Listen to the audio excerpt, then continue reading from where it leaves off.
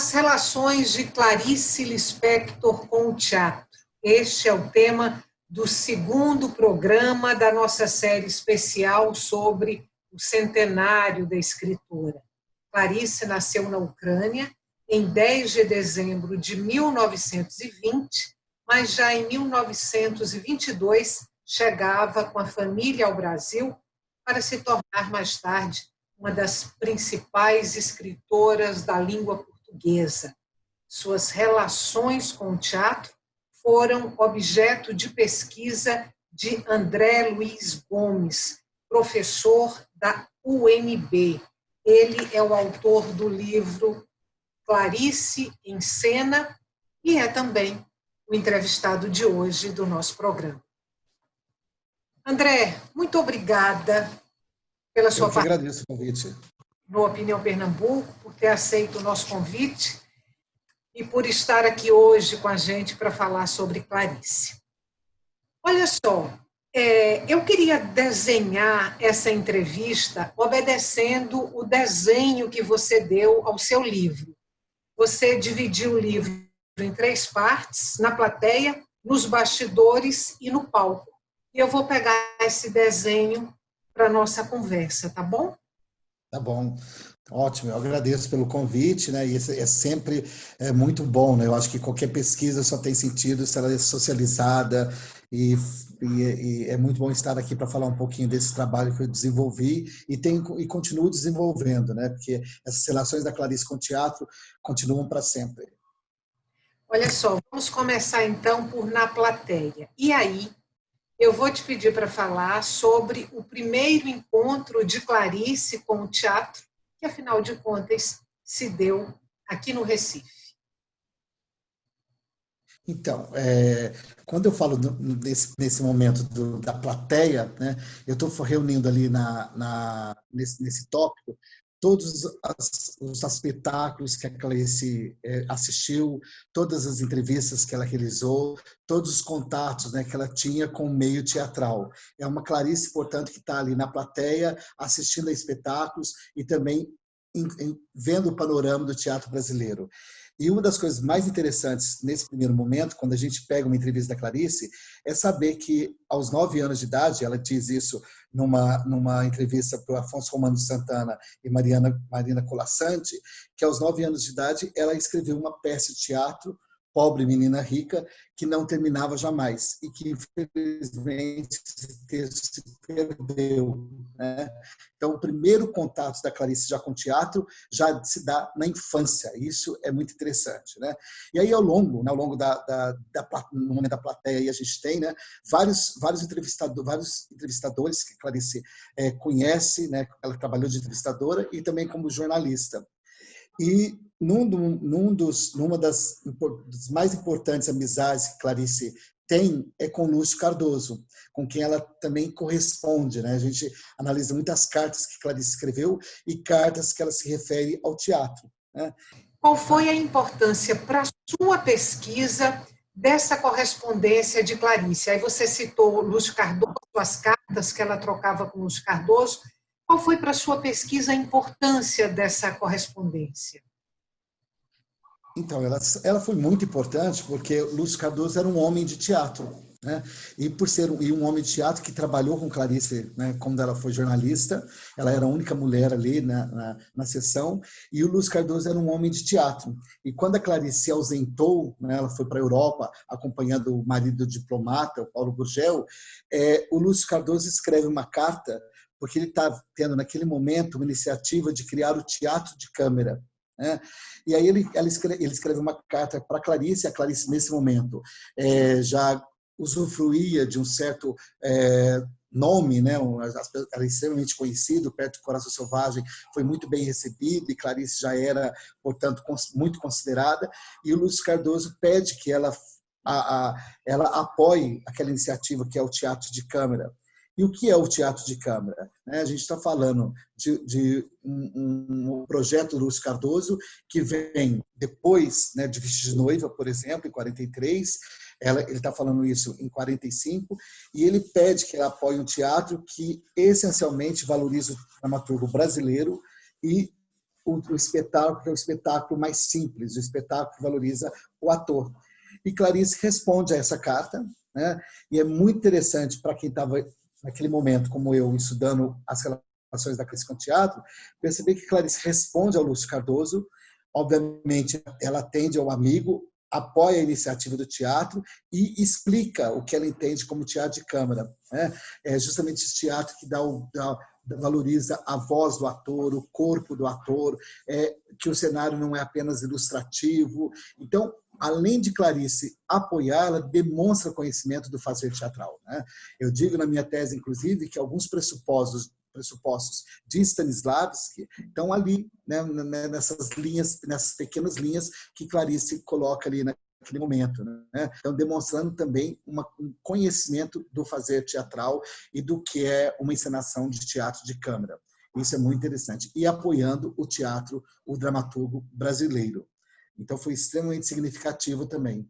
E tem outra carta muito significativa nesse aspecto, que é uma carta que ela se corresponde com João Cabral de Melo Neto.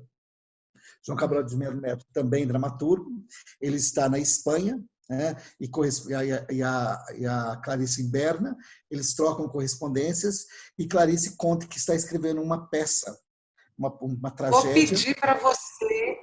Vou pedir para você não falar ainda desta peça. Certo. Eu vou falar só da correspondência. Mas, assim, tudo se envia com uma correspondência que João Cabral de Melo Neto envia para Clarice, né? Então, é esse papo, essa relação dos dois envolvendo também o teatro. Bom, aí você falou da correspondência de Clarice, e nessa correspondência ela fala sobre teatro, mas você cita também algumas crônicas em que ela trata desse assunto.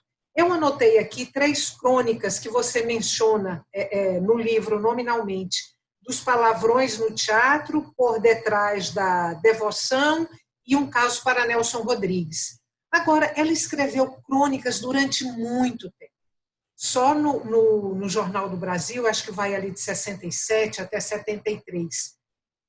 Ela escreveu, além dessas que você cita, outras crônicas nas quais o teatro era o objeto dela? Sim, ela escreveu algumas crônicas sobre o teatro, né? E eu destaco também essa que você falou dos palavrões no teatro, porque é uma Clarice envolvida com a questão política e social brasileira, né? Porque geralmente se fala que Clarice, né, se destaca a questão do hermetismo, a questão da subjetividade, de uma Clarice hermética e tal, né? E uma Clarice que parece distante, da conjuntura social e política brasileira. E nessa crônica, né, dos palavrões no teatro, ela vai na defesa de Plínio Marcos, né, que era considerado um dramaturgo marginal e que, obviamente, escreve uma peça sobre o universo da marginalidade, e, portanto, ele usa palavrões, e ela vai na defesa naquele momento que as peças teatrais eram censuradas, né, havia uma ditadura militar. E Clarice foi muito amiga, né, uma amiga pessoal da Tônia Carreiro. Então, há algumas crônicas em que ela cita o nome da Tônia Carreiro, ela conversa com a Tônia Carreiro. E é muito significativo algumas das crônicas, e uma eu encontrei na revista Joia, que foi uma revista com poucos exemplares, que foi publicado, foram poucas publicações, e ela escreve traduzir procurando não trair. Ela trata das traduções e fala da relação também do teatro, né? Então, a Tônia Carreiro está sempre presente ali no teatro, na relação dela com o teatro. Ela fala que a Tônia Carreiro, inclusive, ajuda a tradução, porque a Tônia Carreiro lê alguns diálogos e ela tem, portanto, essa relação muito próxima com a Tônia, né? E também fala do fazer teatral da Tônia Carreiro e das traduções que ela realiza. Então, são muito significativas. E do Nelson Rodrigues, ela brinca, né, nessa crônica, se colocando no lugar de Nelson Rodrigues, né? Tanto é que essa crônica é republicada e com o título de A Maneira de Nelson Rodrigues, e ele escreve mesmo A Maneira do Nelson Rodrigues, também demonstrando conhecimento do universo rodriguiano. André, a gente vai fazer um intervalo curtinho e volta daqui a pouco para continuar essa conversa, tá bom? Até já. Ok, agradeço.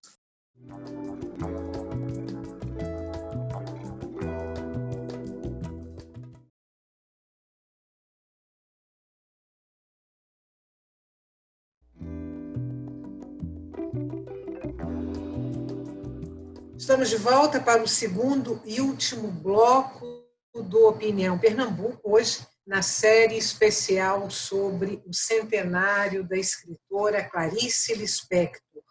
O tema do nosso programa são as relações de Clarice com o teatro. Eu converso com André Luiz Gomes, professor da UNB e autor do livro Clarice em Cena. Lembrando para você que o Opinião Pernambuco também é veiculado pela Rádio Universitária FM e pela Rádio Universitária Paulo Freire AM. André, vamos falar agora de Clarice nos bastidores. Você passou rapidamente no bloco anterior sobre a tradutora, que você coloca no livro, nessa parte dos bastidores. Me diga, por favor, rapidamente, quantas peças ela traduziu e que autores ela traduziu para o português. Então, Clarice traduziu, né, grandes clássicos, né? Ela não traduziu pouca coisa, não. Ela traduziu A Casa de Bernarda Alba, do Lorca, traduziu Os Corruptos, de Lilia Hellman, The Member of the Wedding, é uma tradução que ela deixa em processo, isso eu comento no livro, e traduziu Tsotoba Komati, né, Tsotoba Komati do Mishima, e também do Mishima, depois se descobriu que ela traduziu também O Tambor. Dentre essas peças foram traduzidas e encenadas. E nessa crônica que eu havia comentado, ela faz um comentário sobre uma peça do Chekhov. E aí, para mim, como pesquisador, foi um problema muito sério, porque essa peça não está no espólio dela na Casa de Raposa. E ninguém sabia que peça seria essa. E aí ela comenta nessa crônica que a Tônia Carreiro estava aconselhando ela a não traduzir essa peça do Chekhov. E aí eu descobri, né, falando numa entrevista com a Tônia Carreiro, que a peça era A Gaivota, do Chekhov. Então, percebam que são grandes clássicos do teatro universal traduzidos por Clarice Lispector. No seu livro, você fala também de uma tradução dela, de um texto de Ibsen. Aí eu quero te perguntar aqui, eu peguei 3 dramaturgos, entre os que você citou, Ibsen, Lorca e Chekhov. Qual deles você aproximaria mais de Clarice ou aproximaria Clarice deste dramaturgo? Olha, do Ibsen, né, ela traduziu Eda Gabler, que inclusive ela ganhou a melhor tradução do ano, porque ela traduziu junto com Tati de Moraes, né, que era ex-esposa do Vinícius de Moraes, que sempre traduzia com Clarice. Olha, como a Clarice trata, né, uma das características da obra clariciana é tratar do universo feminino, né, eu diria que tanto Eda Gabler quanto a Casa de Bernarda Alba vão estar muito relacionados com essa temática, né, com as temáticas claricianas, né? Quer dizer, é o universo feminino, é a questão da subjetividade da mulher, de todo daquele universo que a mulher vivencia, e muito com vários monólogos, solilóquios sobre a questão da existência do ser humano e da existência do ser mulher, né, naquela época. Por exemplo, quando você pega Eda Gabler, o próprio título já tem aí a mulher como protagonista e título da peça, você está falando de uma mulher extremamente poderosa e manipuladora e que sabe, né, conviver ali com aquele patriarcado daquele momento. Então, a Clarice é muito, né, ela escreve muito sobre essas mulheres. E na Casa de Bernarda Alba, a gente está falando de um universo todo de opressão, né, de discussões sexuais também, de opressão sexual que a mulher vivencia, e que a Clarice tematiza, né, sobre a questão da liberdade, da sexualidade, em vários seus textos, né, e sobretudo, né, desde Perto do Coração Selvagem, como A Paixão Segundo GH, em que ela vai tematizando essa questão da infelicidade da mulher, da solidão da mulher, da submissão, né, dessa mulher que a gente vivencia, e até ela chegar no Via Crucis do Corpo, em que ela vai por encomenda, escrever contos em que ela tematiza a questão do universo do erotismo, né? Então, é uma Clarice que vivencia, né, que escreve um pouco daquilo que ela vivenciou enquanto tradutora de algumas peças teatrais. Eu diria isso. André, Clarice tem uma peça publicada, um texto para teatro publicado. A Pecadora Queimada e os Anjos Harmoniosos. Que peça é essa? Então, olha que interessante. Essa peça ela foi publicada na segunda parte, né, no fundo de gaveta, na segunda parte do livro, fundo de gaveta, e foi publicada porque o Manuel Bandeira aconselhou que ela publicasse aqueles escritos que estavam ali na gaveta, né? E aí ela falou, mas olha, Bandeira, isso aí é lixo. Ele falou, olha, mas sempre a hora do lixo. E Clarice publica. E essa peça, que alguns achavam que não havia sido encenada, ela foi encenada já algumas vezes. É uma peça curta, de apenas 8 páginas, mas uma peça que, de novo, né, olha, no próprio título tem aí a mulher como protagonista, a pecadora queimada, e uma peça em que a pecadora queimada, protagonista, não tem voz. Ela é silenciada o tempo todo, mas é um silêncio gritante, né? Como a própria Clarice diz, o silêncio está repleto de palavras. A pecadora queimada vai ser julgada por traição, por adultério. Ela está ali em praça pública, porque a própria Clarice diz que é uma tragédia tipo Idade Média. Ela está sendo julgada. O marido e o amante vão se encontrar em praça pública, tem o povo, e aí ali acontece o julgamento dessa pecadora que não tem voz. Apenas em um determinado momento ele esboça um sorriso que fere, um sorriso que grita. Né? E a gente vai percebendo que quem acaba sendo julgado são os homens, eles próprios acabam sendo julgados. E Clarice escreve uma peça de muitas características épicas, né? Quer dizer, ela inova também na escrita, porque você tem o coro, você tem aquelas tendências, né, que ela falava de tragédia tipo Idade Média, mas tem várias inovações, inclusive um povo que vai falar da condição dos oprimidos e dos opressores ali nessa peça. Né? Então é uma peça muito interessante nesse aspecto, que alguns analisam do ponto de vista social, psicológico, mas é uma peça muito prestiniana em alguns aspectos. É muito interessante perceber isso em Clarice Lispector. Ô, André, tem um outro ponto aí do livro que você trata da linguagem teatral na obra clariciana. E você fala aí da incorporação dos signos do teatro nos textos de Clarice. Que signos são esses que você identificou? Olha, desde o ponto de vista formal, né, em que você tem, por exemplo, diálogos prontos, né, então, se a gente pensar numa dramaturgia mais tradicional, que é construída através de diálogos entre os personagens, a gente vai perceber isso muito em Clarice em vários momentos. Talvez o exemplo mais significativo seria lá na Hora da Estrela, que é aquele diálogo muito conhecido entre Macabeia e Olímpico de Jesus, né, em que você tem o que a gente chama de ping-pong, né, aquele diálogo ping-pong entre as duas personagens. Então, a coisa dialogal é muito presente, o diálogo é muito presente na Clarice. E o Benedito Nunes, um dos mais conceituados, né, filósofo, conceituado estudioso da obra de Clarice, escreve um livro que ele intitula Drama da Linguagem, né, tratando justamente desse drama presente na linguagem da Clarice Lispector. Né? Quer dizer, há uma ação, e é uma ação intrínseca ao ser humano, que está presente ali na obra da Clarice. E se o teatro é ação, por isso que os encenadores estão sempre buscando a obra da Clarice para ser adaptada para teatro.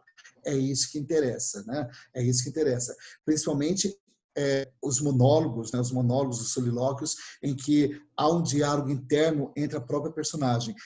O eu conversando com o próprio eu, né? Ou eu me vendo no outro. Isso é muito presente na obra da Clarice.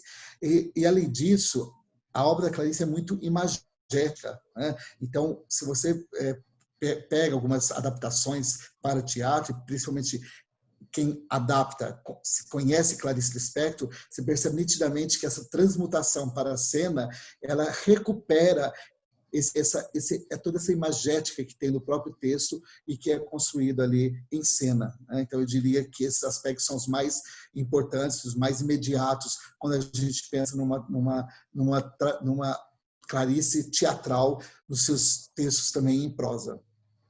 Olha só, eu vou dar um pulinho aqui numa página do seu livro, é a página 176, que você fala quando Clarice esteve aqui no Recife pela última vez, exatamente em 1976, um ano antes dela morrer, e ela vai dar uma palestra, e você fala, você menciona aqui uma pergunta feita a ela por Marco Siqueira, que foi um diretor de teatro aqui muito atuante.